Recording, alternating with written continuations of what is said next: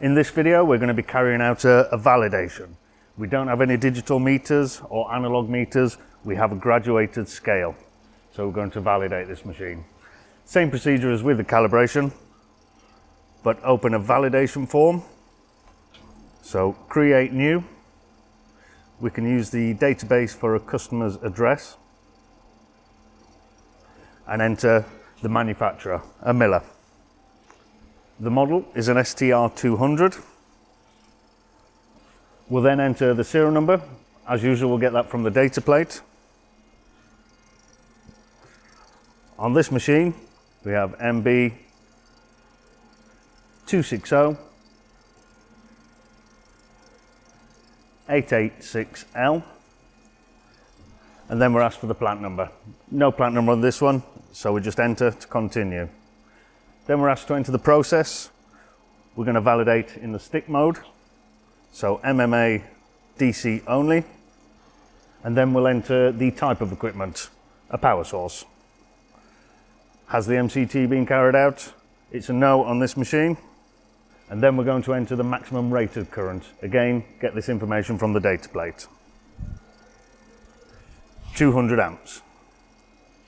And then we record the maximum rated OCV, which is 80 volts. And then we enter the validation grade we're going to carry out, the standard grade on this machine. We'll then enter the supply voltage. We know this is 400 volts. And the ambient temperature, which is 18 degrees. Once all that information is entered, we can hit the start button and choose our set points that we're going to validate. So we're going to go with set points across the range, which are displayed in absolute scaling. So we're going to select 20 as our minimum, then 60, 120, 160 and 200. Once they're all recorded, it's time to record the calibrator reading of the OCV, the open circuit voltage. The calibrator's reading 74.5, and that's a pass, so we continue. The big difference between calibration and validation is the calculated voltage. That's very important. That's how we can determine the output of the machine at a set point across the range. So to do 20 amps, we have a calculated voltage of 20.8. So we'll set the dial to 20 amps. It's very important that you get down level, eye level, and make sure the dial is pointing directly at the absolute scaling, the number. We'll then load the calibrator until the voltage is reading 20.8, the calculated voltage. Use the fine control to trim dead on, and once the calculator voltage is reading correctly, we record the calibrator reading, 16 amps. We'll then move on to our second reading, 60 amps and 22.4 volts. So we set the dial. Very important, like we say, to get down level, get the dial pointing directly at the number.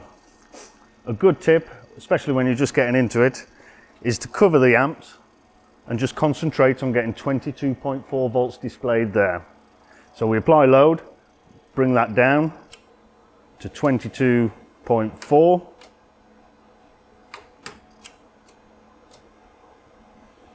Again, using the fine control just to trim it down. So once 22.4 volts is displayed, we record the amps. 55 amps. Now 120.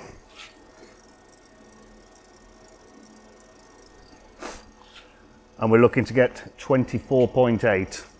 The more load we bring in, the lower the voltage goes. If the voltage drops too low, take a little bit of load out to bring that voltage back up.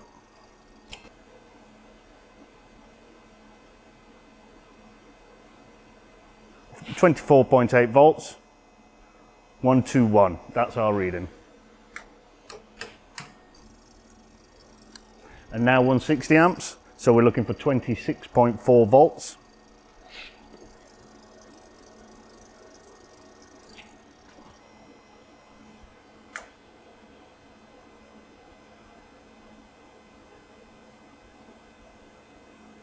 So we have 26.4 volts, 161 is our reading. Always remembering to take loads out and then enter your data. Now the final reading, 200 amps. It's important to remember not just to turn the dial up to maximum. Make sure it is definitely pointing right at the number. So 200 amps, that's 28 volts on the calculated voltage.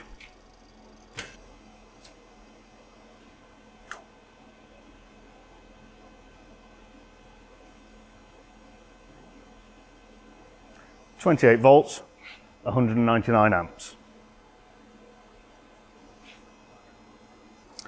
Once the final reading is taken, we confirm that everything we've entered is correct, and that's the validation complete.